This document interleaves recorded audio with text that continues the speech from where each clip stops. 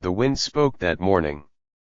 I stood on the stone ledge outside our monastery, high in the mountains, watching fog rise like a silver veil between the peaks. The world below was silent, distant, almost imaginary. From up here, life felt untouched, as though the rest of the world could vanish and we'd never know. But peace is fragile. I've learned that over the decades, first in the city where I once lived, then in silence and humility among these mountains. And now, as I listened to the crackle of our ancient radio, I could feel the first vibrations of the storm. I turned the worn brass dial with care. The signal wavered, then steadied. Authorities have confirmed widespread incidents of violent attacks. Individuals appear to lose all higher function and exhibit extreme aggression. Citizens are urged to remain indoors. This is not a drill. The disciples sat behind me, silent. 3 young men who had followed me into these mountains to learn not just meditation, but something deeper. Something ancient. Bao, the youngest, looked up from his cross-legged seat with a furrowed brow. "Master," he asked, "what is happening in the world?" I paused the broadcast and turned to face them. "We are hearing the collapse of something great," I said. "But also, the beginning of something else." Jin, ever the skeptic, shook his head. "You think this will reach us up here? We're 100 miles from the nearest town." "It already has reached us," I replied. "The air feels different. The birds are quieter. Even the trees seem watchful." Wei, the oldest and most reserved, stood and walked to the window. "Do we stay? Or do we act?" That was always the question, wasn't it? Inaction is not peace. Peace is the discipline of preparation, of acceptance. I had lived through wars, famines, and pestilence before. Each one came with its own signs, subtle at first, then undeniable. "We act," I said. "But we do not leave. We prepare. The mountain is our shield, but only if we are ready." That afternoon, I led the disciples to the storage rooms beneath the temple. They were carved into the stone over generations, filled with grains, preserved vegetables, roots, and herbal mixtures I'd been gathering for years. Not for the end of the world, no. For the healing of it. For its inevitable wounds. Each disciple took up a task. Bao catalogued the stores, Jin checked the tools and weapons, an old hunting bow, spears we'd carved for training. Wei quietly reinforced the prayer hall doors with timber. I moved to the medicine room. Shelves lined with jars of dried plants, reishi, cordyceps, golden root, prickly ash, snow lotus.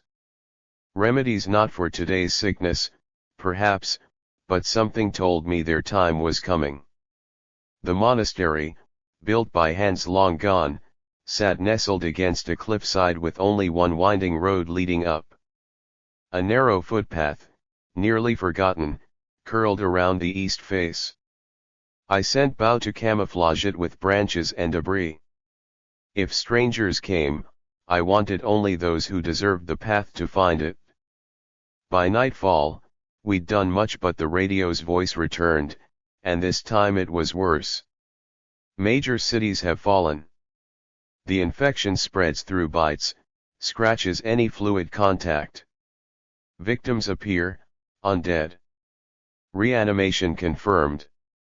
The military is being overwhelmed. Panic is widespread. Bao trembled. "Are they zombies?" Jin snorted. "That's a myth."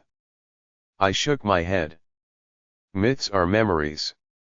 Spoken by generations too scared to write them down. The silence in the hall deepened. That night, I walked alone to the meditation cliff.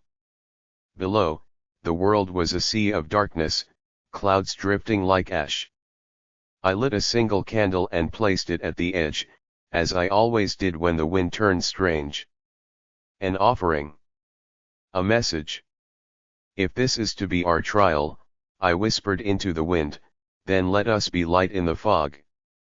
Behind me, footsteps. Way. You do not seem afraid, he said softly. I am not, I replied. But I am aware.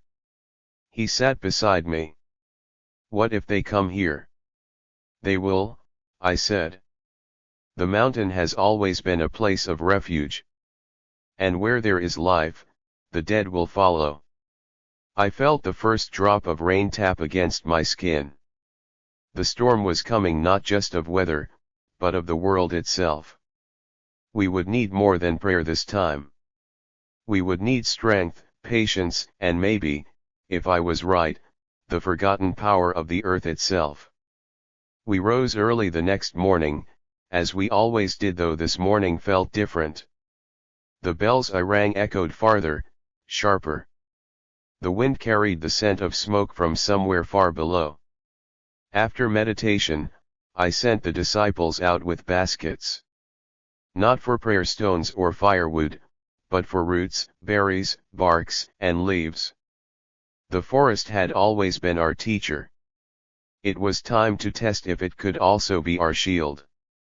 Wei led the trek down the western ridge, where wild ginseng and cordyceps grew in the shaded underbrush. Jin went east, where the pine trees wept resin, and bitter herbs clung to the cliffs. I took Bao and descended the southern trail, where I'd once seen a patch of wild Angelica sinensis. As we walked, Bao was unusually quiet. What troubles you? I asked. He glanced up at me. Master, if the world below has turned into chaos, and people are becoming monsters, how can herbs stop that? I smiled gently. Not all battles are won by fire and steel. Some are won with patience. With knowledge. The forest is older than the sickness. Somewhere within it is balance. He seemed unsure, but said no more. We reached the patch I remembered, and sure enough, thick stalks of Angelica bloomed there, golden and strong. I knelt, breathing in the earth. Around us, the birds were silent again. That's when I heard it, a crunching sound. Not the rustle of small animals or the wind, but heavier. Staggered. Wet. I raised a hand, stilling Bao. From the tree lean ahead, a man stumbled out. He wore a torn hiker's jacket, one sleeve soaked in blood. His skin was pale, mouth slack, eyes glassy. Sir, are you? Bao started. I pulled him back quickly. No. The man looked up at us, head twitching. Then he snarled low and unnatural and lunged. He was fast. Faster than I expected. But not faster than instinct.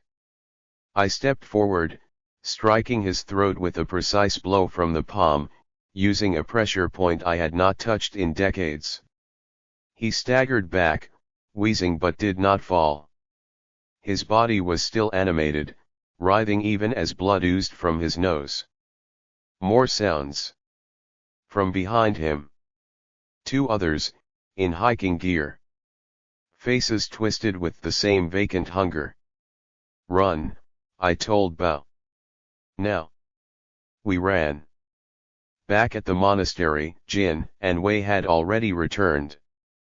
Jin's hands were scraped and bleeding. We saw them too, he panted. People, dead ones. Climbing the east path. One chased me. I hit it with a rock, it didn't stop. Did it bite you? I asked. No. Then wash, quickly. And burn your clothes. Wei came in moments later, dragging an old metal bear trap from the storage shed. We should be ready, he said simply. That night, we sealed the gates. Hung chimes along the paths that would sound if disturbed. Placed sharpened stakes at the narrow passes. I did not want violence, but I would not let my disciples die unprepared. We huddled inside, and I boiled water with pine needles and golden root. A tea for clarity. We saw the sickness today, I told them. It has reached the mountains. It is not myth. It is not madness. It is real. What are they? Bao asked, voice small. People, once. Their bodies still move, but their spirits are lost. The old texts spoke of such things.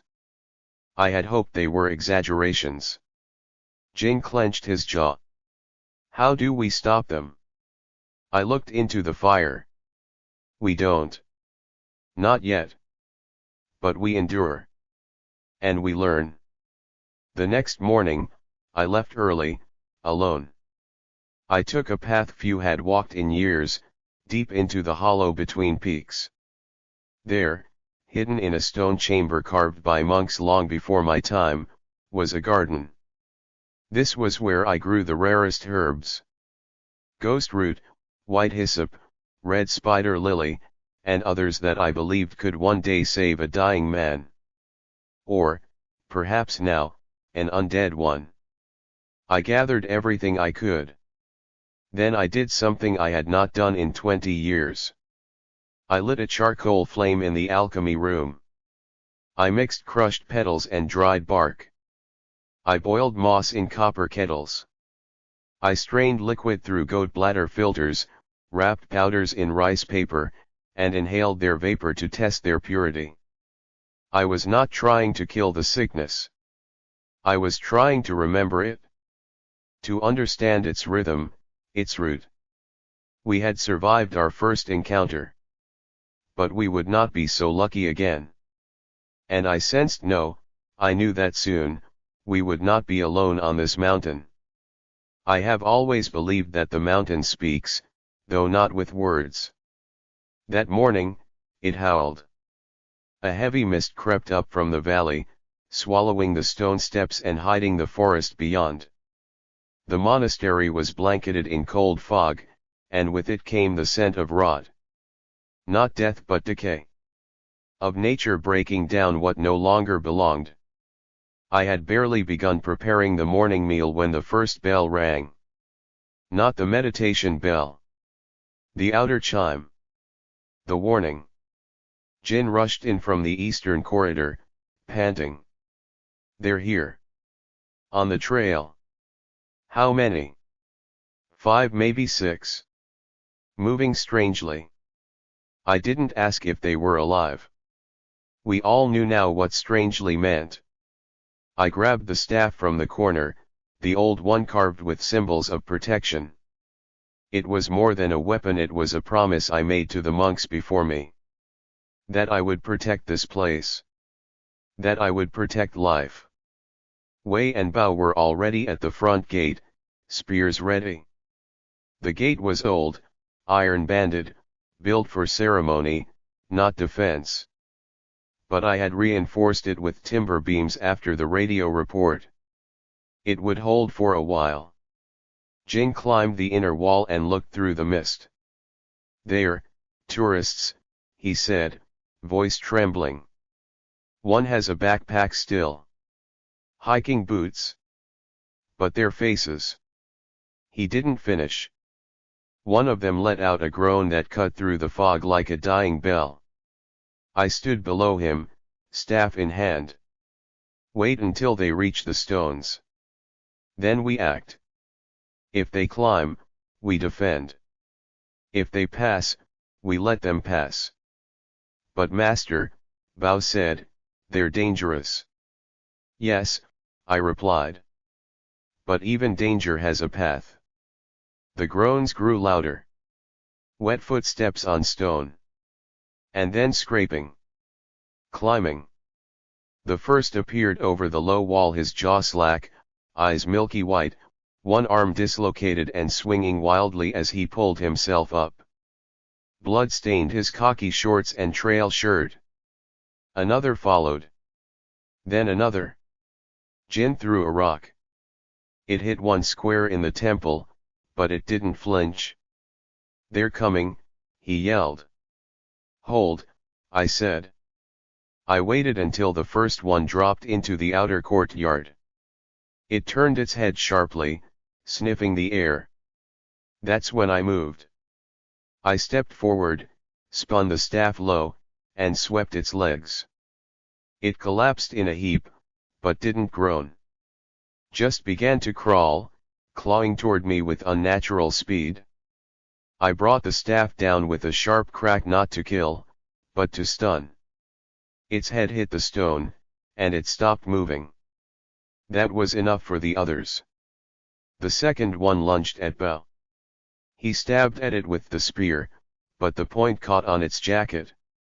It shrieked inhuman and slashed at him. I moved in, slamming the end of my staff into its neck. Jin dropped down from the wall, grabbing a fallen rake, swinging wildly. Wei moved with quiet precision, piercing another through the eye as it reached for him. Blood spattered the courtyard stones. And then, silence. 6 bodies. All still now. We stood panting in the morning fog, surrounded by the dead. Not warriors. Not soldiers. Just lost hikers, tourists with maps in their pockets and camera straps around their necks. I reached down, gently removing a notebook from one's backpack. Inside were sketches of mountain flowers.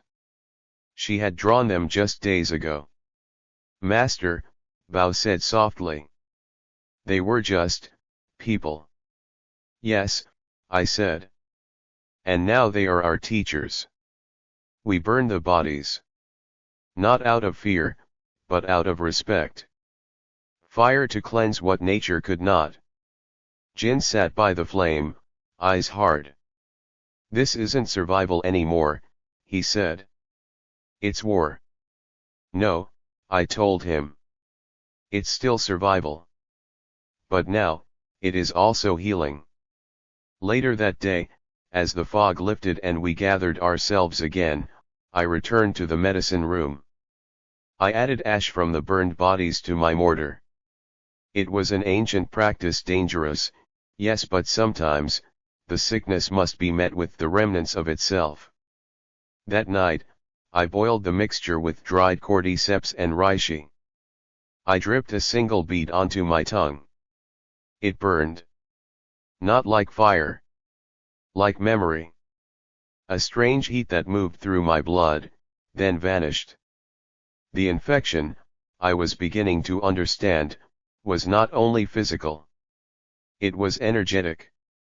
A disorder of breath and spirit, unmoored from life. If I could root it again, bring the soul back to the flesh, I might have a path to the cure. But to test it, I would need the infection itself. That night, I did not sleep. I sharpened my traps. Reinforced the stone cell in the rear of the monastery. And in the morning, I would go hunting, not to kill, but to capture.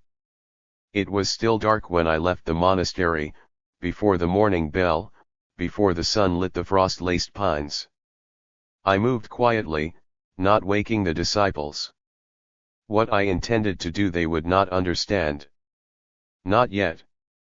I took the old satchel I used during my pilgrimage years ago. In it, dried meat, rope, gloves, and a sedative mixture I had prepared from mandrake and mountain opium. Not enough to kill. Just enough to still the body. I followed the eastern trail where the last of the infected had come. Trees leaned like mourners overhead, their branches brushing the sky like the tips of calligraphy brushes. I walked with my senses wide open, not just ears and eyes, but the deeper senses monks train for years, the sense of presence, of weight in the air, of intention. The first one appeared by a frozen stream. It was a man once. Wearing a ranger's vest, probably a forest patrol who tried to help when things started falling apart. His jaw was broken and hung loosely as he staggered, dragging one foot behind him. I stepped from behind a cedar tree, slowly. "Come," I whispered. He stopped. His head twitched. He sniffed the air. Then he lunged. I was ready. I dodged to the left, swift as wind over stone, and struck his side with my staff, not to knock him down, but to unbalance him. As he stumbled, I flung the satchel open, pulled the cord net, and hurled it over him. He fought it hard, wild, mindless strength thrashing against the ropes, but I was already behind him, jabbing the dart into his neck. He roared. Struggled. Then fell still. I dragged him up the path, tied with rope and bound like a beast, though part of me whispered guilt into my ears. He was still human, somewhere. Or had been. The disciples' faces were a mixture of horror and awe when they saw what I brought through the gate. "Master," Jin said, stepping back, "what are you doing?" "He's infected," Bao cried. "He'll kill us." "He won't," I said. "He will be contained." Wei's eyes followed me silently. He said nothing, but I saw the understanding in him. He knew I wasn't doing this lightly. We moved the man into the deepest stone cell in the monastery, a room once used for solitary meditation, now fortified with iron bars we'd repurposed from the bell tower scaffolding. I locked the door. Bolted it 3 times. Inside, the infected groaned, pacing like a caged lion, occasionally slamming into the walls. "You plan to cure him?" Jin asked. His tone was edged with disbelief. "Yes." "You think some roots and leaves can stop that?" He pointed at the cell. "He's not even human anymore." "Not now," I agreed.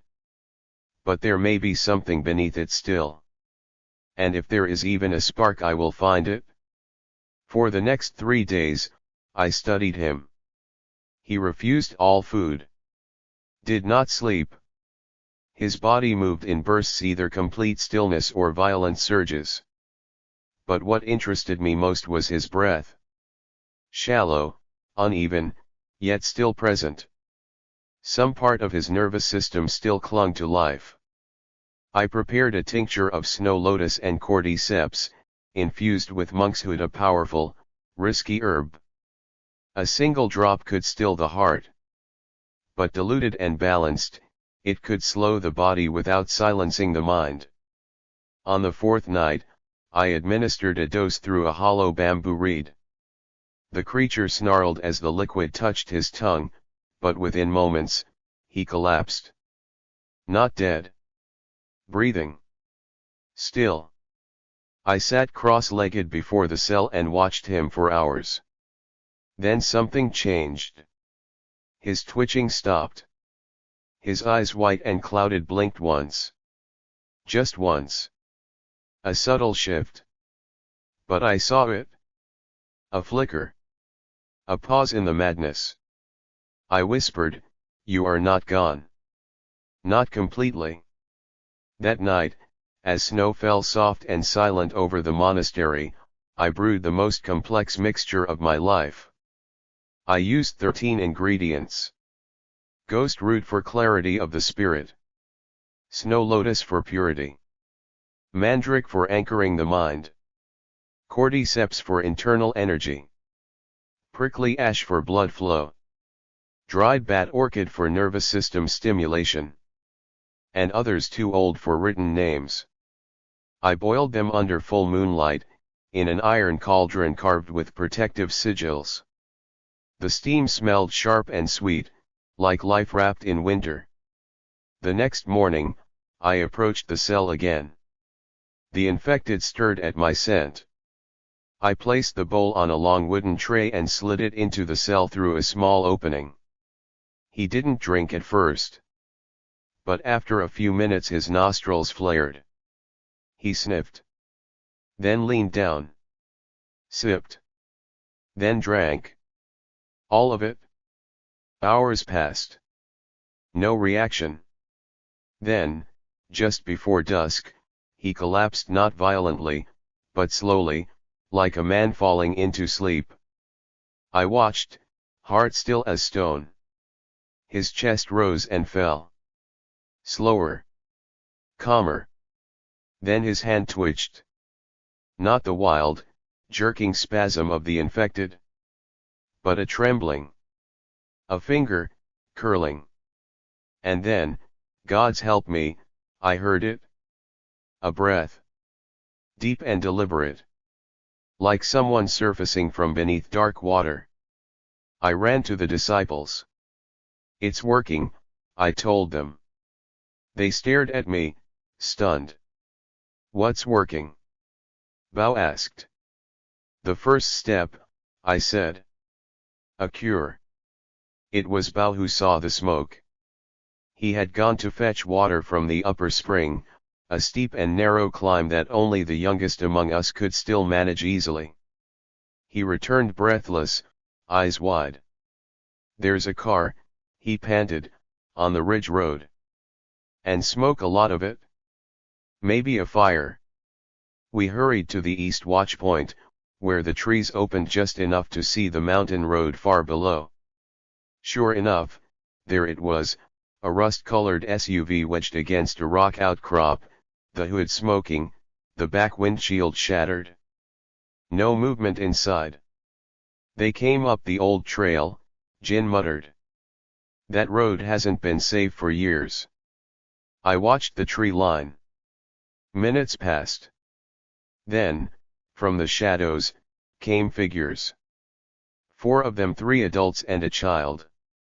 All on foot now, walking with the dragging exhaustion of people who had run too long, slept too little. The woman at the front held the child close, wrapped in a wool blanket. One of the men limped, clutching his side. They were alive.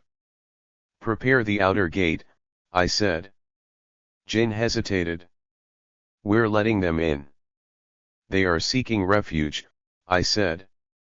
They could be infected. So could we. But we still choose mercy. They reached the gates an hour later, just as the wind began to rise again, the snow swirling like ghosts in the air. I met them outside the first wall, staff in hand. The woman stepped forward. Please. We're not sick. We heard there was a cabin up here. A monastery. We didn't know if it was real. It is, I said. And you are welcome. But we must be cautious. I checked them each carefully. No bites. No open wounds. Their eyes were clear, bloodshot, tired, but focused.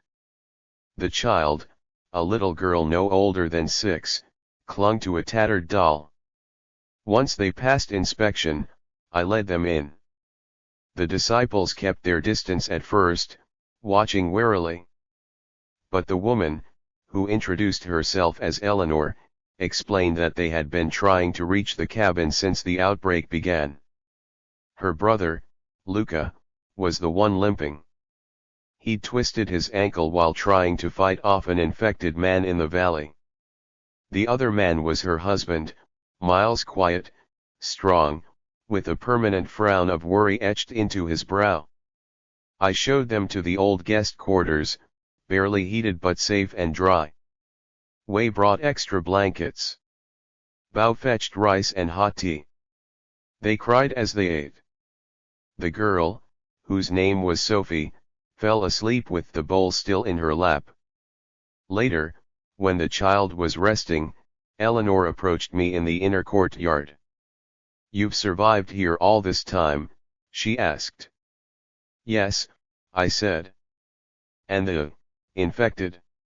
You've seen them? I nodded. Fought them? Studied one. She blinked. Studied. I'm working on something, I told her. A remedy. A reversal. Her breath caught. You mean a cure? I looked toward the old meditation chamber, where my captive slept in chains. Possibly. The next morning, the storm rolled in hard snow, thick and blinding, wind howling like 1,000 voices. We were locked in by nature now, wrapped in the mountain's frozen arms. The new arrivals helped with the chores. Miles chopped wood with Jin, Luca limped through the kitchen with Bo. Eleanor helped me in the apothecary, measuring herbs, brewing teas. Sophie stayed close to Wei. He was quiet with her, patient. Taught her how to fold cranes from parchment. For a moment, just a moment, it felt like a sanctuary again. But peace is always brief. That night, I checked on the infected man. He was still restrained, but changed. His breathing was steady. His skin had color again, not much, but enough. His eyes, still fogged, no longer darted wildly. He followed my movement with slow awareness. I held up a vial.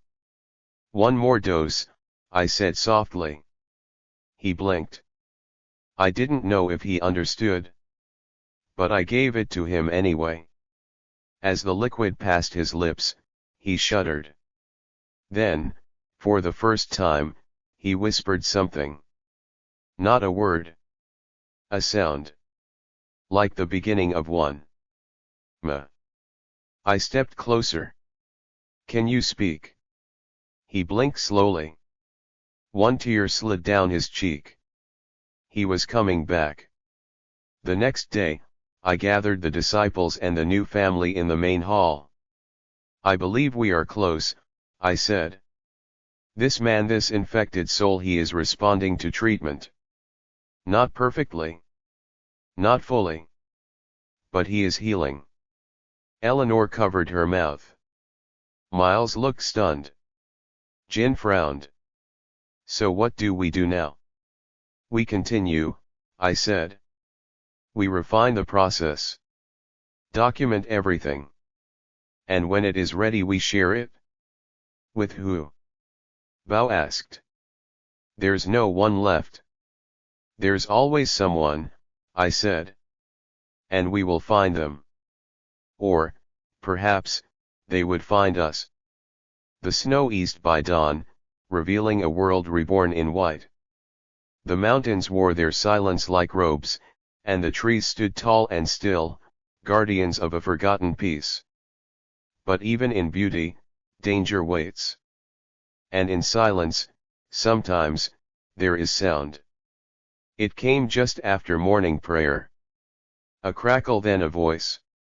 Not from the mountain. From the radio. I was alone in the apothecary when it burst to life, a sudden stutter of static and garbled tones. I dropped the pestle, heart pounding. The radio had been quiet for days, broken only by faint signals too weak to interpret. But this was strong. Repeating broadcast, all survivors, research facilities compromised, cure, rumors of cure in high mountain regions, if you are out there, we are listening. I froze. They were looking. And somehow they had heard. I cranked the volume and adjusted the dial, locking onto the frequency. The signal wasn't steady, but it was enough. Somewhere out there, someone still had power. Someone still had ears. I ran to the others. In the main hall, I set the radio on the altar and let it play. Everyone gathered, even Sophie, her small hand wrapped tightly in Wei's. "Repeat, if you have information about the cure, please respond. This is Mobile Command North, coordinates follow." The transmission cut again. Miles turned to me. "They're looking for you."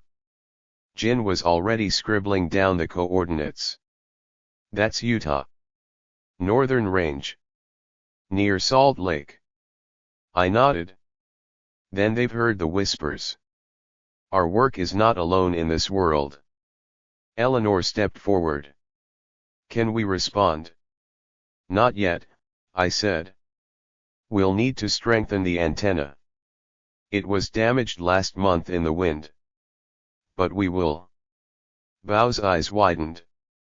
If they hear us, they'll come. Perhaps, I said. But we must be ready. I didn't say what we all felt. That if they came, they might not come alone. I returned to the cell. The infected man sat quietly now, breathing normally. His eyes, though still clouded, tracked my movement with something like recognition. I knelt outside the bars and spoke softly. The world is listening, friend. You may be our message. He opened his mouth. Not a growl. Not a scream. Hell, P. It was hoarse. Barely a whisper. But it was language. A miracle. That afternoon, we worked together as one. Miles and Jing climbed to the roof to repair the antenna, braving the frost and thin air. Bao and Eleanor gathered my notes, drying the pages over heated stones and organizing the mixtures I had tested. Wei sat with the infected man whom I now called Han, a name meaning resilience, and read softly from the old texts, the sound of words a tether to life. And I rewrote the formula. Simpler this time. Streamlined. The first version had taken hours to brew and used plants few would ever find. This new variation, I hoped, would work with more common ingredients. Golden root. Angelica. Even bark from the pine trees that grew far and wide. If we were to share this with the world, it must be possible for others to repeat it. Not just a miracle but a method. That evening, the roof crew succeeded. The antenna rose again like a staff piercing the sky. I tuned the radio to the broadcast frequency and pressed the cracked, rusted transmit button. This is a monastery in the Pacific Ranges. We are alive. We have developed a potential cure derived from natural compounds and tested on a recovering infected. Respond if you receive this. I repeat, this is a functioning cure. We waited. 5 minutes. 10. Then static twisted into speech. Monastery. Please confirm. Please repeat the formula, over. The room fell silent. We had their attention. I spoke carefully. Slowly. Listing the ingredients, the process, the timing, the signs to watch for, everything. And the subject has begun to speak. He breathes, shows recognition. There is no aggression. No hunger. Static crackled again. Then a calm, authoritative voice, copy that. Please remain at your location. A team is being dispatched to your coordinates immediately. Military escort. Estimated arrival, 36 hours. Do you confirm? I pressed the button. Confirmed. We will be ready. After the transmission ended, I looked at the faces around me. They were filled with something I had not seen in weeks. Not fear. Hope. Even Jin, always the skeptic, smiled. Miles put an arm around Eleanor. Sophie clapped, not fully understanding but sensing the relief in the air. And Han, our silent miracle, lifted his head and managed another word.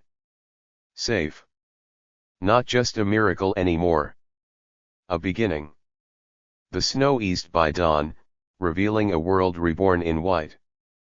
The mountains wore their silence like robes, and the trees stood tall and still, guardians of a forgotten peace. But even in beauty, danger waits. And in silence, sometimes, there is sound. It came just after morning prayer. A crackle, then a voice. Not from the mountain. From the radio. I was alone in the apothecary when it burst to life, a sudden stutter of static and garbled tones. I dropped the pestle, heart pounding. The radio had been quiet for days, broken only by faint signals too weak to interpret. But this was strong. Repeating broadcast, all survivors, research facilities compromised, cure, rumors of cure in high mountain regions, if you are out there, we are listening. I froze. They were looking. And somehow they had heard. I cranked the volume and adjusted the dial, locking onto the frequency. The signal wasn't steady, but it was enough. Somewhere out there, someone still had power. Someone still had ears. I ran to the others. In the main hall, I set the radio on the altar and let it play. Everyone gathered, even Sophie, her small hand wrapped tightly in Waze. Repeat, if you have information about the cure, please respond. This is Mobile Command North, coordinates follow. The transmission cut again. Miles turned to me. They're looking for you. Jin was already scribbling down the coordinates. That's Utah. Northern Range. Near Salt Lake. I nodded. Then they've heard the whispers. Our work is not alone in this world. Eleanor stepped forward. Can we respond? Not yet, I said. We'll need to strengthen the antenna. It was damaged last month in the wind. But we will. Bao's eyes widened. If they hear us, they'll come. Perhaps, I said. But we must be ready. I didn't say what we all felt. That if they came, they might not come alone. I returned to the cell. The infected man sat quietly now. Breathing normally. His eyes, though still clouded, tracked my movement with something like recognition. I knelt outside the bars and spoke softly. The world is listening, friend. You may be our message. He opened his mouth. Not a growl. Not a scream. Hell, P. It was hoarse. Barely a whisper. But it was language. A miracle. That afternoon, we worked together as one. Miles and Jing climbed to the roof to repair the antenna, braving the frost and thin air. Bao and Eleanor gathered my notes, drying the pages over heated stones and organizing the mixtures I had tested. Wei sat with the infected man whom I now called Han, a name meaning resilience, and read softly from the old texts, the sound of words a tether to life. And I rewrote the formula. Simpler this time. Streamlined. The first version had taken hours to brew and used plants few would ever find. This new variation, I hoped, would work with more common ingredients. Golden root. Angelica. Even bark from the pine trees that grew far and wide. If we were to share this with the world, it must be possible for others to repeat it. Not just a miracle but a method. That evening, the roof crew succeeded. The antenna rose again like a staff piercing the sky. I tuned the radio to the broadcast frequency and pressed the cracked, rusted transmit button. This is a monastery in the Pacific Ranges. We are alive.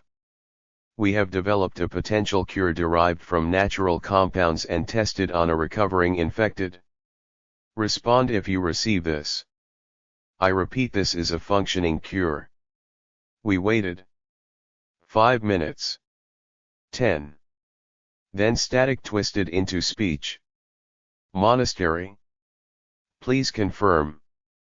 Please repeat the formula, over. The room fell silent. We had their attention. I spoke carefully. Slowly. Listing the ingredients, the process, the timing, the signs to watch for, everything. And the subject has begun to speak. He breathes, shows recognition. There is no aggression. No hunger. Static crackled again. Then a calm, authoritative voice, copy that. Please remain at your location. A team is being dispatched to your coordinates immediately. Military escort. Estimated arrival, 36 hours. Do you confirm? I pressed the button. Confirmed. We will be ready. After the transmission ended, I looked at the faces around me. They were filled with something I had not seen in weeks. Not fear. Hope. Even Jin, always the skeptic, smiled. Miles put an arm around Eleanor. Sophie clapped, not fully understanding but sensing the relief in the air. And Han, our silent miracle, lifted his head and managed another word. Safe. Not just a miracle anymore. A beginning. They arrived like a whirlwind. Within the hour, the monastery was no longer ours alone, it belonged to movement, noise, and urgency. Soldiers set up floodlights. Medical tents sprouted in the courtyard. Generators hummed where once only prayer chants filled the air. I watched from the stone steps, my robes still stained from battle. The wind tugged at the hems as if reminding me that all things, even peace, are temporary. Monk, the lead scientist, called to me. His name was Dr. Marcus Lynn, a thin man with silver-rimmed glasses and sharp, tired eyes. We need to talk. Now. He led me into the main hall, which they'd already transformed into a makeshift lab. My scrolls and vials sat alongside their computers and sealed syringes. A strange marriage of ancient and modern. Dr. Lin placed a printed form in front of me. You claim to have found a cure, he said. We've collected a blood sample from the subject Han, you called him. His viral load is almost undetectable. He paused. This shouldn't be possible. But it is, I said. He studied me. Do you even understand what you've done? I smiled faintly. I did not seek to conquer death. Only to restore balance. Your formula, it's botanical. Crude, by our standards. But, it works. And if we can synthesize it, scale it up. He trailed off, shaking his head. We might just save what's left. Outside, Miles sat with his shirt off, a medic bandaging the claw marks across his chest. Eleanor hovered nearby, watching the process with clenched fists. He'll live, the medic said. No signs of infection. Just torn muscle. Jin limped over and dropped onto the stone beside me. Well, he said, this is a mess. A holy mess, I said, chuckling. He looked at the satellite dishes, the rifles, the crates of supplies. I thought I'd die on this mountain someday. Peacefully. In silence. You still might, I said, but not today. The soldiers took Han away that night not by force, but with care. He walked between two guards, trembling, but not resisting. Before he left, he turned to me. Thank you, he said, voice raw but clear. I bowed. May your spirit stay strong. The convoy left a small detachment to protect the monastery. Dr. Lin and two of his assistants remained as well. They said they would begin mass testing within the week. They called the formula MIR-1, short for Mountain Infection Reversal. I preferred the breath of the earth. But I did not argue. Let them name it what they needed to. So long as it saved lives. 2 nights later, as I sat beneath the ginkgo tree in the courtyard, Bao approached. He looked older now, though only days had passed. War ages the soul. Master, he said, do you think they'll really fix everything? I looked up at the stars. Not everything, I replied. Some things will remain broken. But they'll build again. And they'll remember. He sat beside me. Do you think this was fate? That we were meant to be here, to do this? I thought of the herbs. The formulas. The years spent listening to the wind for answers. I don't believe in fate as a chain, I said. But I believe in purpose. And sometimes, that purpose is revealed only when the world grows quiet enough to hear it.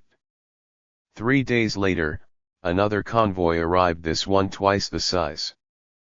Dozens of scientists, journalists, even a few diplomats from neighboring countries. They came with questions, cameras, demands. I answered only the ones worth answering. Dr. Lin shielded me from the worst of the noise, insisting the monks be left in peace. He distributed copies of the formula, verified the recovery of Han, and confirmed that 5 other subjects infected in early stages had responded positively to treatment. It wasn't a miracle anymore. It was science. Born in silence, tested in blood, proven in humility. On the 5th day, a helicopter landed on the flat stretch of cliff beyond the eastern ridge. I watched it from the bell tower. Wind whipped through the gnarled trees, scattering petals like snow. A woman emerged. Gray uniform. Tall. Commanding. She made her way to the monastery gate with 2 soldiers behind her. General Okoye, she introduced herself. International Crisis Task Force. I bowed. This place welcomes all. She studied the monastery with something close to reverence.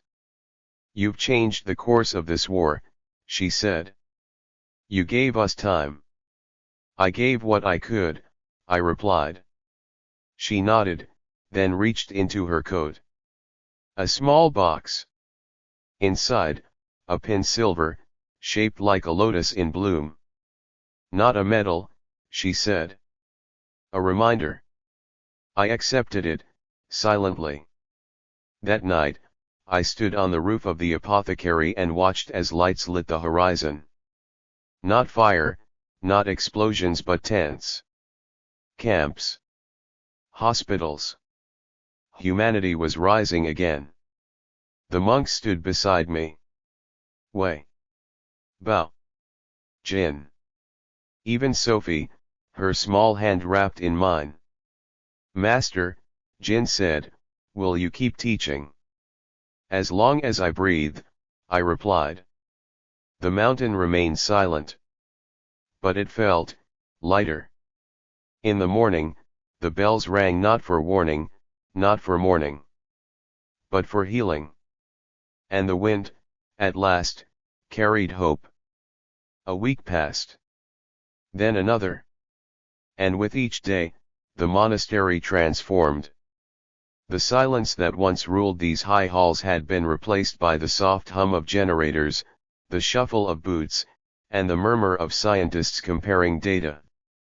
The scent of sandalwood and tea mixed now with sterilizing alcohol and medicinal herbs. My sacred garden became a research plot. My meditation hall, a recovery ward. And yet, none of it felt like a violation. It felt necessary. The world was mending, and this was its first stitch. Dr. Lin approached me on the 13th day. We've replicated the treatment in 5 mobile labs, he said. We're distributing doses across 3 survivor zones. The results are consistent. I nodded. Then the formula holds. He smiled faintly. Your mixture is being called the mountain cure on broadcasts. I chuckled. Catchy. Though it was never mine alone. The mountain gave it. I merely listened. He hesitated, then added, the UN task force is asking if you'll address a global assembly via video. I raised an eyebrow. What would I say to generals and politicians? Dr. Lin smiled again. Perhaps remind them what it means to heal, not just to survive. Later that day, Bao brought me a small wooden box. Inside were scrolls, handwritten copies of the cure's formula, each translated into 5 major languages. He had worked through the nights, meticulously transcribing every ratio and method with stunning precision. "We'll send these with the next medical drop," he said, "in case the networks fail." I looked at him with deep pride. "You've become more than a student." He flushed. "I learned from the best." We burned incense together that evening, watching the sun vanish behind the western ridges. Somewhere below, the world stirred awake again. I could feel it in the wind, in the birdsong that returned to the trees, in the laughter of Sophie, echoing from the garden. One night, as the moon rose high, Wei approached me by the shrine. "Master," he said, "what becomes of us now?" "We continue," I replied. "Our path remains." "But our role has changed," he said. "We were guardians of silence. Now we are stewards of a cure." I placed a hand on his shoulder. "Balance. That is our purpose. Even now. Especially now." He nodded slowly. "Do you think the sickness is over?" "No," I said. "But the fear is no longer alone. It has an equal now. Hope." A messenger arrived the next morning, young, breathless, covered in dust and sweat. He had hiked from a valley town now under reconstruction. He brought a letter, written in trembling but determined script. "My wife was infected. Early stage. We tried your formula. She spoke my name this morning. Thank you." There were no signatures. Just 3 pressed petals at the bottom of the page. From a flower we grew in our garden. I folded the letter gently and placed it among the sacred texts in the main hall. It did not belong to us. It belonged to the mountain. And to the world. The next convoy came bearing more than supplies. They brought survivors, doctors, elders, farmers, even musicians. The monastery became a hub not just of medicine, but of culture. Stories were shared. Songs played on makeshift instruments. Laughter returned like birds in spring. Sophie performed a little dance in the courtyard, twirling in a circle of petals as Wei played an old flute.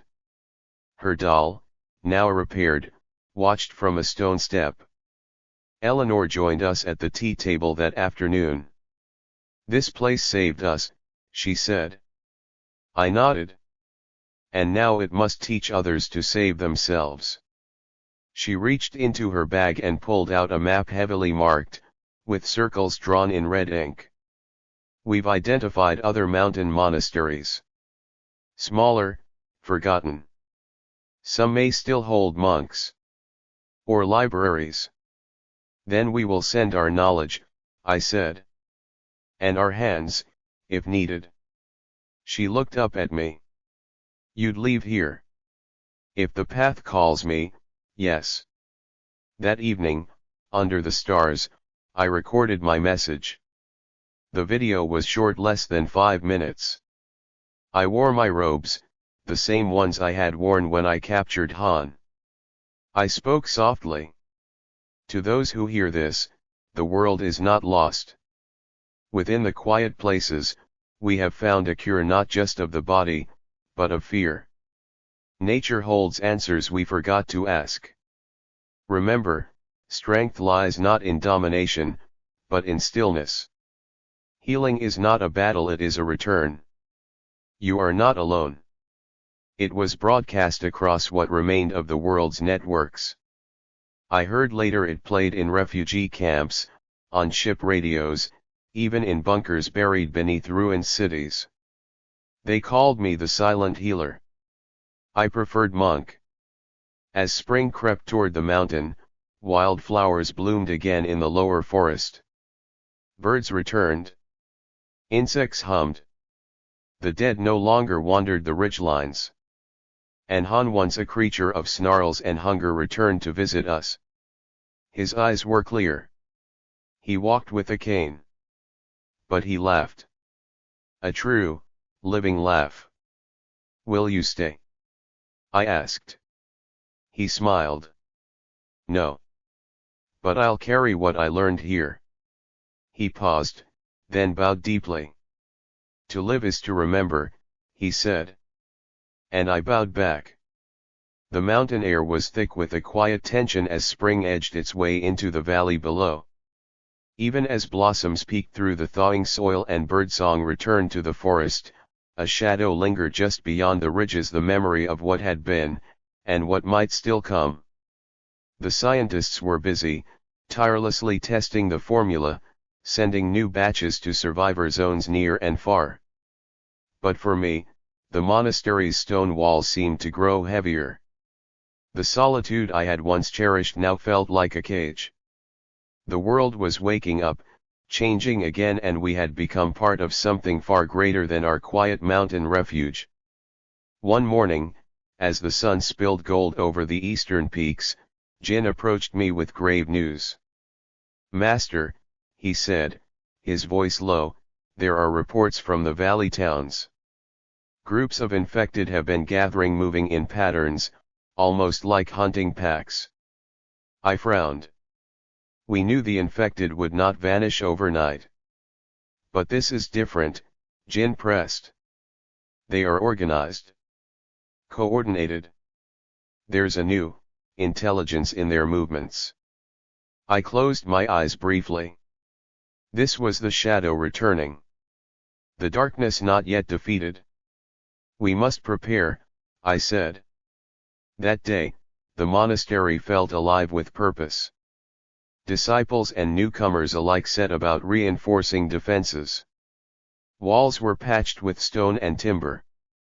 The deep trenches around the perimeter were widened and sharpened with sharpened stakes. Wei trained a small group in spear and staff techniques, blending martial discipline with calm, deliberate movements.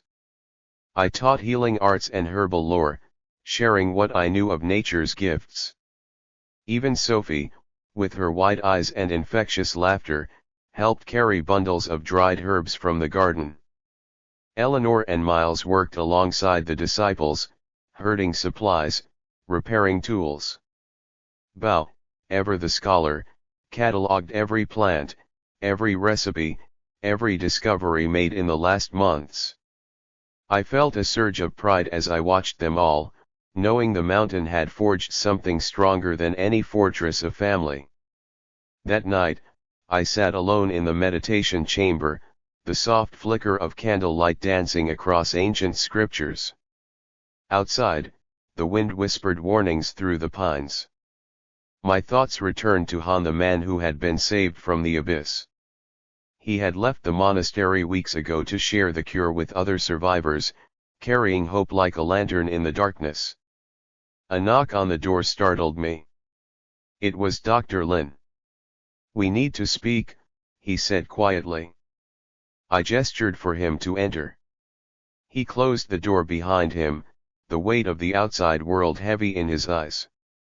"The military's communication network is strained," he began. "There are pockets of resistance, yes. But also new outbreaks. The virus, it's mutating." I nodded. Viruses do what they must to survive. But this mutation, it's faster, more aggressive. And we have reason to believe some infected are developing cognition, memories, even communication. I leaned forward. "That is impossible." "Not anymore," Lin said grimly. "Our scouts have intercepted sounds, guttural, yes, but patterned. They're learning, adapting." A chill settled in the room. The next days were a whirlwind of activity. We held council meetings with the survivors and military personnel. Maps were spread across tables, routes planned for outreach teams. We prepared contingencies for siege and evacuation. Jin grew restless. "I never wanted this life," he confessed one evening as we repaired the wall. I wanted peace, quiet. Now I'm ready to fight every day. I placed a hand on his shoulder. Strength is found in storms, not just calm seas. Eleanor, too, confided her fears. What if the cure doesn't reach everyone? What if it's too late for some? We do what we can, I told her. That is all any of us can do. Then, one morning, the quiet was shattered by a scout's urgent cry. Enemies approaching. From the North Ridge. A ragged band of survivors burst through the gate, frightened, weary, some wounded. Behind them, a swarm of infected pursued relentlessly. The monastery's defenders sprang into action. The courtyard became a battlefield once more, fire and steel against snarling death. I stood at the altar, chanting prayers between blows, feeling the ancient energy flow through me. The disciples fought with newfound courage, their training forged in fire. In the chaos, I glimpsed Sophie cradling a fallen child, her tears mixing with the snow. The battle raged for hours, but at dawn, the attackers were repelled. The monastery stood, battered but unbroken. As the sun rose higher, I walked among the wounded. Miles was bloodied but alive. Eleanor's face was pale, but determined. Jin's eyes shone with fierce light. Then I found the scout breathless and trembling. "Master," he gasped, "the infected are gathering. Larger groups. They're led by something. Someone." I frowned. "What do you mean?" He swallowed hard. "Not a person. But a creature. Smarter. Faster. More dangerous. They call it the wolf." A shiver ran down my spine. The mountain's silence had been broken once again. That evening, as the wind howled outside, I gathered the disciples. "We face a new trial," I said. "The enemy learns. Evolves.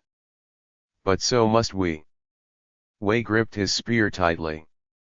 "Then we will stand together. Bao looked to the horizon. And share the cure. Faster. Wider." Eleanor nodded. "We'll protect this sanctuary. No matter the cost." I smiled, a quiet flame burning within. "Then let us begin." The night after the attack, the monastery was eerily quiet, the kind of silence that carries the weight of what has been lost and what is still to come. I sat in the main hall, the flickering candlelight casting long shadows on the walls. Outside, the wind whispered through the trees like a mournful song, but inside, the air was heavy with determination. I thought of the faces I had seen during the battle, Sophie cradling that child, the disciples fighting with all their might, Eleanor tending to the wounded with a steady hand. The strength of our small community amazed me. The mountain had become more than just a refuge, it had become a fortress of hope. But hope alone would not be enough. We needed a plan. The next morning, I called a council. The survivors, scientists, and soldiers gathered in the large hall. Dr. Lin unrolled a map of the surrounding region, dotted with markings of infected zones and survivor enclaves. "Our intelligence confirms what you saw," he said gravely. "The infected are organizing, and this creature they call the wolf is coordinating their movements." Wei leaned forward, eyes sharp. "What exactly is the wolf?" Dr. Lin hesitated. "We don't know for certain, but reports describe it as larger, faster, and more cunning than the others. It seems capable of tactics, almost human-like strategies." A chill ran through me. "How can we fight an enemy that thinks?" Eleanor asked, voice steady but concerned. "We must be smarter," I replied. Our strength lies not only in arms but in wisdom. Over the following days, we prepared tirelessly.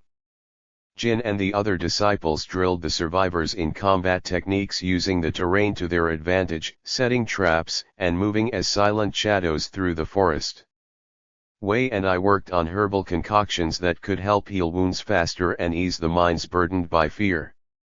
I also returned to Han's cell, or rather, the space where he had once been confined. Now, a memorial plaque hung there, honoring the first life saved by the formula. It was a reminder that even in the darkest times, light can shine through. One afternoon, as I gathered herbs near the edge of the forest, a figure approached a young woman, dressed in tattered clothes and carrying a small satchel. "Please," she said, breathless, "I've been searching for you. For the cure." Her eyes were wide with desperation and hope. I nodded and motioned for her to follow me back to the monastery. Her name was Marissa. She told us of her village, overrun by infected, where few had survived. She carried with her a vial of blood from her brother, still alive but infected. Dr. Lin immediately took the sample, examining it under his portable microscope. "This strain is different," he said, frowning. "Faster progression, but the formula may still work." Marissa's hope was fragile, but she trusted us. That evening, I prepared a dose of the cure. As I administered it to the vial, I prayed silently for the lives depending on it. The monastery was quiet except for the crackling of the fire and the soft breathing of those around me. I knew the road ahead was perilous, but we had taken the first steps toward healing a broken world. Days later, news arrived that a small team had successfully delivered the formula to several survivor camps, and early results were promising. It was a beacon in the darkness, proof that even in devastation, humanity could rise. But the threat of the wolf loomed large.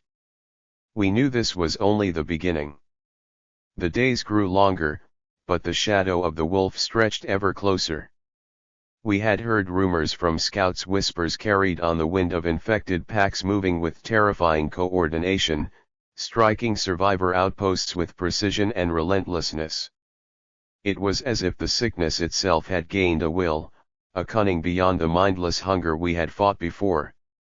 We could no longer remain sheltered behind stone walls and prayer. The mountain called us to step beyond, to face the growing darkness with all the light we could muster. One crisp morning, Wei stood by the edge of the forest, his spear planted firmly in the soil. His eyes scanned the horizon, where the trees stretched into the unknown. "The scouts report a new camp," he said. "A survivor group, isolated and vulnerable." Dr. Lin nodded. "They've had no contact for weeks. Likely trapped or under siege." I considered the weight of our responsibility. The cure was spreading, but without protection and guidance, it would be meaningless. We had to reach them. The plan was set. A small team, Jin, Eleanor, Bao, Wei, and myself, would journey through the forest, carrying supplies and the precious formula. Sophie stayed behind with the others, her bright spirit a balm to those we left. The trek would be dangerous. The forest was thick, shadows deep, and the wolf was known to patrol these paths. Before we left, I stood in the meditation chamber and prayed for strength, not just my own, but for all who would walk this path with me. The forest welcomed us like a living thing. Sunlight filtered through the canopy, casting patches of warmth onto moss and fallen leaves. Birds sang tentative songs, as if unsure whether to trust the return of life. We moved quietly, senses alert. Jin led with a bow, eyes sharp as a hawk's. Eleanor carried the medical pack, her hands steady despite the tension. Bao carried scrolls and notes, always observing. Wei's spear was never far from his grip, a silent promise of protection. As we pressed deeper, signs of the infected became clear. Broken branches, fresh claw marks on trees, and the unmistakable stench of decay hung heavy. One evening, we found a clearing with a chilling sight: several bodies, torn and lifeless, arranged in a circle. No signs of struggle beyond the initial attack. It was as if the wolf was sending a message. I knelt beside one of the bodies, tracing the pattern with careful fingers. "This is no random violence," I murmured. "It is ritual." Jin shuddered. "What kind of creature would do this?" "A creature that remembers," I said. "That thinks." The tension grew as night fell. We set up a small camp, lighting fires and posting guards. Around the fire, we shared stories, memories of the world before, hopes for what might come. Bao recited an ancient poem about light and shadow, and Eleanor hummed softly as she tended to minor wounds. Even in the darkness, humanity clung fiercely. Suddenly, a distant howl cut through the night. A warning. Wei stood, spear ready. "They are near." We huddled close as the sounds grew: snarls, footsteps, the shuffle of many feet. A pack of infected burst from the shadows, eyes glowing with unnatural intelligence. The battle was fierce. Jin's arrows flew true, Eleanor's hands moved with practiced grace, applying herbal salves and bandages even as she fought. I chanted prayers, my staff moving in arcs that seemed to pulse with energy. Wei fought like a lion, spear striking again and again. Slowly, the attackers faltered and fled into the forest. The dawn brought quiet, but no rest. We pressed on, finally reaching the survivor camp, a cluster of battered tents and makeshift shelters nestled in a valley. Faces turned to us with disbelief and relief. Among them was a young mother clutching a fevered child. I administered the cure, watching as hope blossomed in her eyes. As we shared the formula and supplies, I felt the weight of our mission settle more deeply. This was only the beginning. The mountain had given us a gift, but it was up to us to carry it beyond the peaks, into the broken world below. That night, as I lay beneath the stars, I understood clearly. The path ahead would be perilous. But it was a path of light. And I would walk it until my last breath. The survivor camp was small but fierce. Though battered by loss and exhaustion, its people welcomed us with a mixture of hope and wary suspicion. Their leader, a grizzled man named Caleb, greeted us beneath a tattered tarp stretched between two pines. His eyes, sharp and calculating, studied each member of our party carefully. "Monk," he said, nodding toward me, "I've heard whispers of your cure. That you carry a spark of light in these dark days." I inclined my head. "The light exists in all of us, if we choose to see it." He gestured toward the tents. "Many have lost faith. Many more have lost family. But we will listen." That night, under the canvas of stars, I spoke with the survivors. I told them the story of Han, of how we found the formula in the depths of the mountain's silence. I explained the process, the herbs, the prayers woven into the cure. I showed them the vials, small and glowing with hope. Some cried. Others remained silent, as if guarding their pain. But I saw in their eyes a flicker, a hunger for salvation. Caleb introduced me to his daughter, Mara, a young woman with fierce eyes and a quiet strength. She had been tending to the wounded, administering medicine with steady hands. She spoke of the ravages the infected had brought, of villages burned, families torn apart. "Why do you fight?" I asked her one evening as we sat by the fire. "Because to give up is to die twice," she said. "And because I believe there is more to life than survival." Her words struck a chord deep within me. Over the following days, we trained the survivors in both defense and healing. Jin taught archery, Eleanor instructed basic first aid, and I shared the secrets of herbal medicine and meditation to soothe restless minds. Each day, the camp grew stronger. Slowly, hope replaced fear. But the threat of the wolf remained ever present. Scouts returned with news the creature and its pack had been spotted closer to the camp, testing defenses, probing for weaknesses.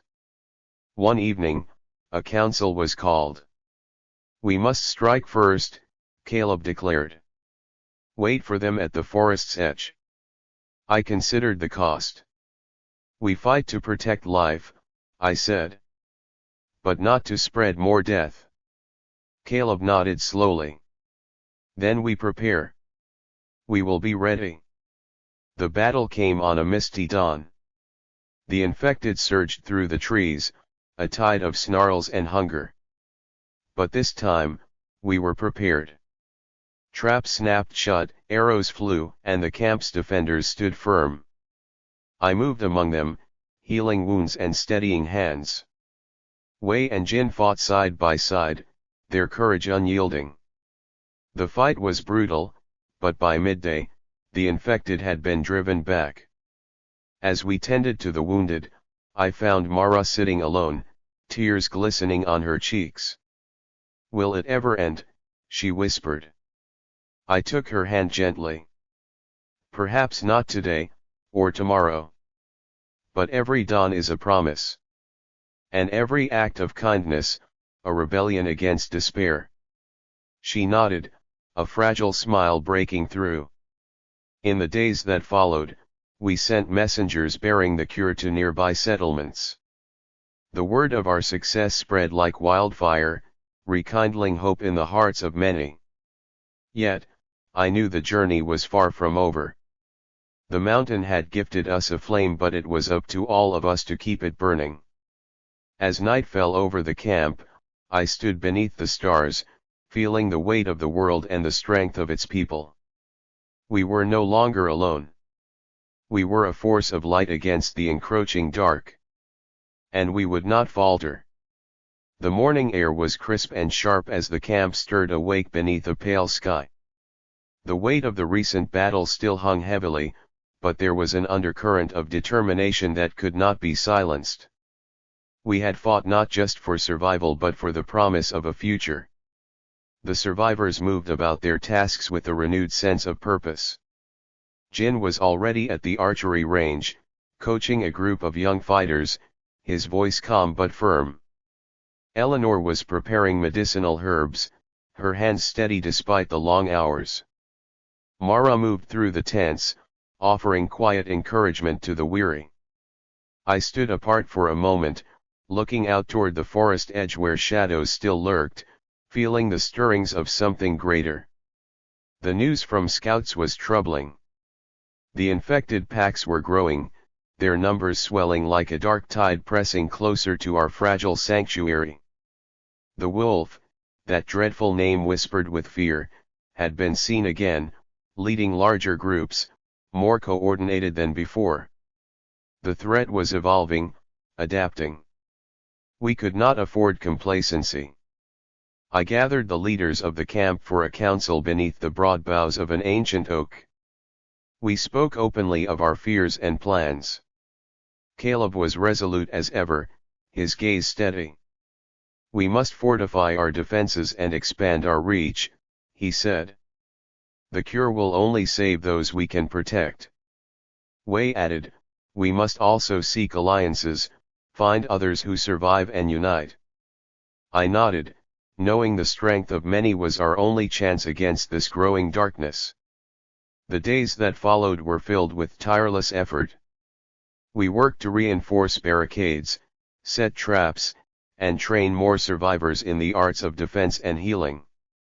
The monks' teachings of calm and focus helped many manage the overwhelming fear that sought to consume them. I shared with them the wisdom of patience and presence, the power of breath to steady a racing heart. Slowly, we built a community not only of survival but of hope. Yet, the forest seemed to watch us with cold indifference, its silence pressing down like a warning. Then came the day we received the message from the northern valley, a distant settlement under siege, desperate for aid. Without hesitation, a rescue party was formed, including Jin, Eleanor, Bao, and several of the strongest survivors.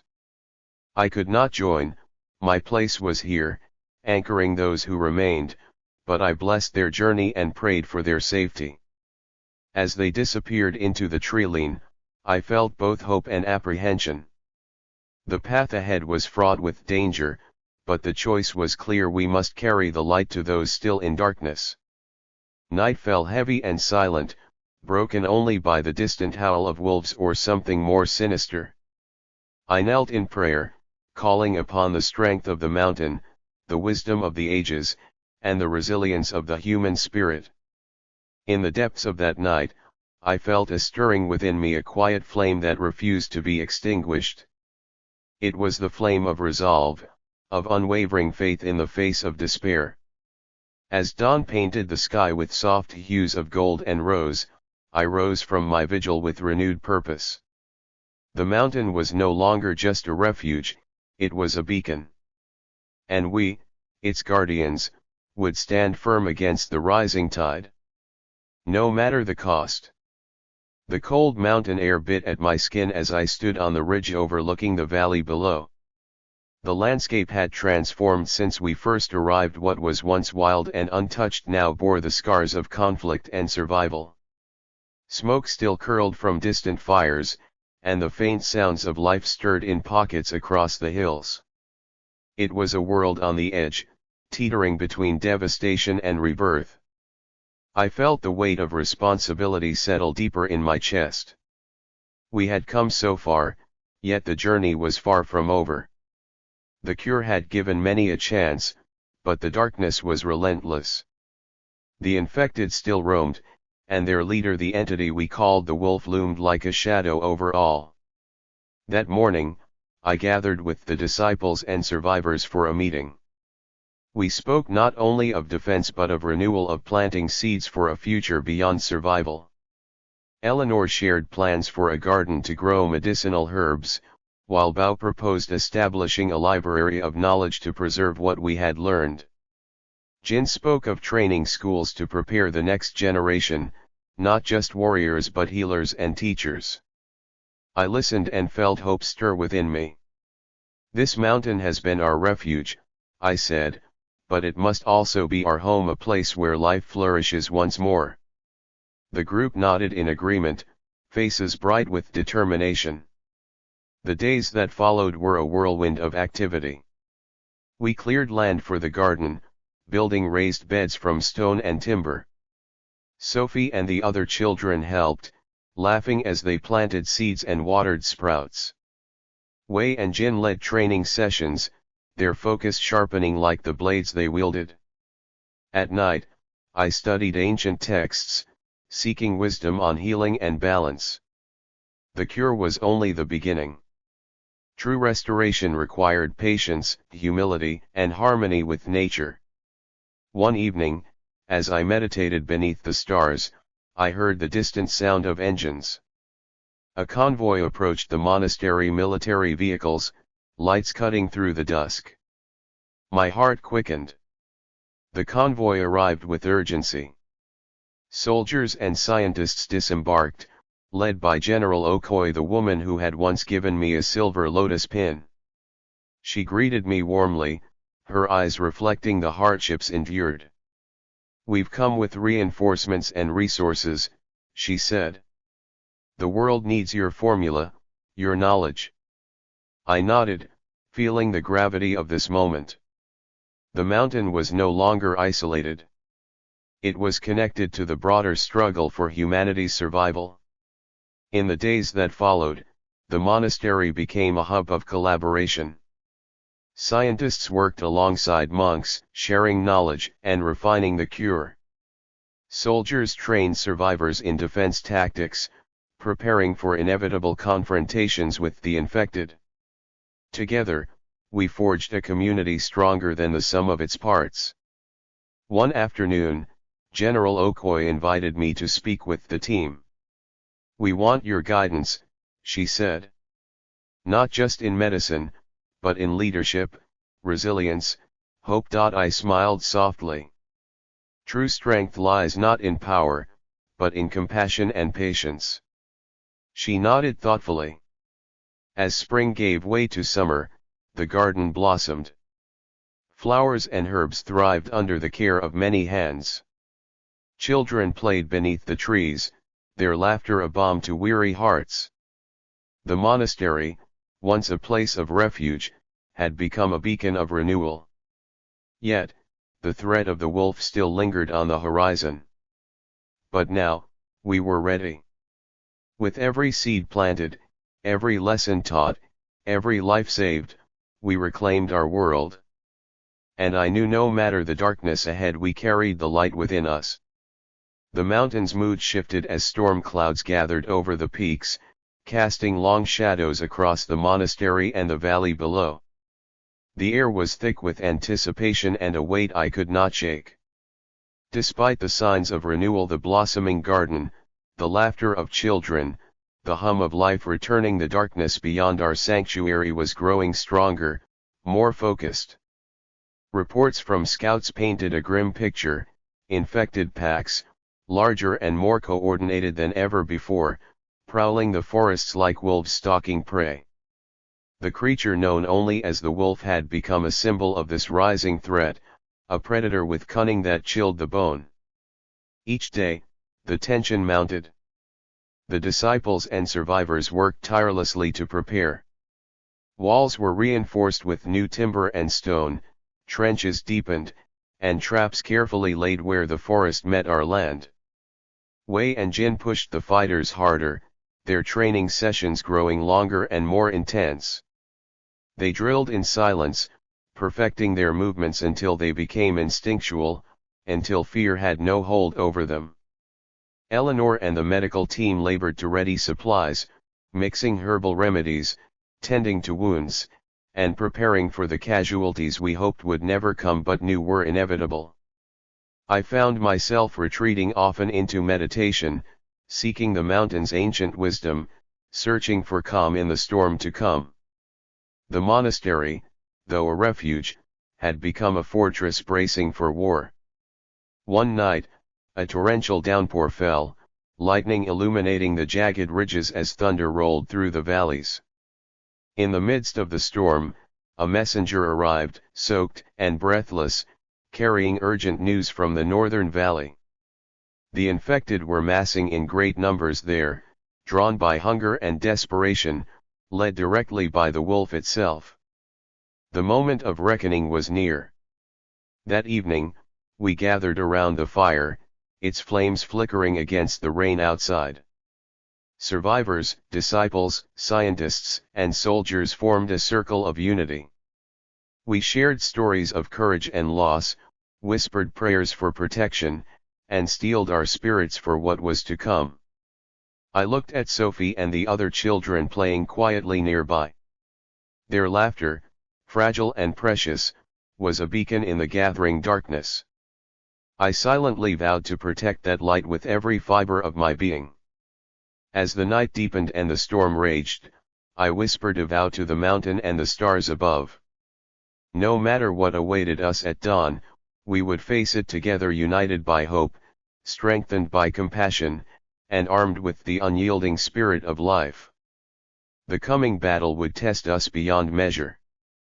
But within each heart burned a flame no darkness could ever extinguish. We were ready to stand firm, to fight not only for survival but for the rebirth of our world. The dawn broke heavy and gray, casting a muted light over the monastery and the surrounding forest. The air was thick with tension as we stood ready. Every heart pounding with a mixture of fear and resolve. The battle we had long anticipated was upon us. Scouts reported that the wolf and its growing horde were advancing rapidly, their howls echoing through the trees like a storm approaching. The ground beneath our feet seemed to tremble with the weight of the coming conflict. We took our positions along the walls and trenches, the disciples steady and focused, the survivors bracing for what might be their last stand. Wei and Jin moved silently, communicating with sharp gestures as they coordinated the defense.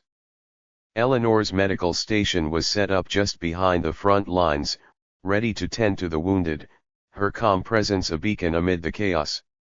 I stood near the gate, staff in hand, heart steadying with the breath of meditation. As the first wave crashed against our defenses, the nightmarish figures surged forward, infected bodies twisted and snarling, eyes burning with unnatural fury. But this was no longer mindless chaos. They moved with terrifying coordination, striking as a single, vicious force under the wolf's command. Arrows flew, spears thrust, and cries of battle filled the air. I moved among the defenders, chanting prayers and applying herbal salves, lending strength and healing where I could. The clash was brutal and relentless, testing every ounce of our endurance. Hours passed like minutes, and the tide ebbed and flowed in a desperate dance of survival. At one point, I caught sight of Mara, Caleb's daughter, fighting fiercely alongside Jin, her face set with fierce determination. The bond between us, forged in fire and hope, was unbreakable. As exhaustion threatened to overwhelm us, a moment came when the wolf itself emerged from the shadows, a massive, snarling beast with eyes like burning coals and a mind sharp as any human's. It charged toward our defenses, and Wei stepped forward to meet it, spear poised with unwavering courage. Their clash shook the ground. Wei fought with every fiber of his being, buying us precious time to rally. In that moment, I felt the mountain's strength flow through me, a deep well of calm and power. Together, we pushed back the darkness. As the sun began to rise, the infected retreated, howls fading into the morning mist. The battlefield was scarred, bodies strewn across the earth, but the monastery stood wounded but unbroken. We tended to the injured, mourning those lost but grateful for the lives saved. In the quiet that followed, I realized that this crucible had forged us anew. We were no longer merely survivors, we were a community, a force of light amid the shadows. And as the mountain watched silently above, I knew our journey was far from over. But together, we would face whatever came next. The morning light filtered softly through the ancient trees, casting a gentle glow over the monastery and the valley beyond. The battle had passed, and with it, a profound stillness settled among us, not of fear, but of quiet triumph. We had faced the darkness together and emerged, battered but unbroken. The wounded were healing, the garden blossomed anew, and laughter once again filled the air. News arrived from the military convoy led by General Okoye. Mass production of the cure had begun, and distribution to survivor enclaves was underway. The world was awakening from its nightmare, one life at a time. I stood on the monastery's highest ridge, gazing out at the horizon where the first rays of sun crowned the peaks. I thought of all who had walked this path with me, the disciples, the survivors, the scientists, the soldiers, and the families who had found refuge here. Their courage and resilience were the true cure, a testament to humanity's unyielding spirit. As the radio crackled softly in the background, a voice broadcasted news of new safe zones and ongoing efforts to rebuild. Tears filled my eyes, not from sorrow but from hope, a hope born not of fantasy, but of lived experience and unbreakable faith. The mountain had been our sanctuary and our crucible. It had tested us, shaped us, and now, it bore witness to our renewal. With the dawn came a promise, that even in the darkest times, light endures. And as long as we carried that light within, the future was ours to create. I closed my eyes, breathing deeply the fresh mountain air, and whispered a silent prayer of gratitude. The silent path had led us home to healing, to hope, and to a new beginning.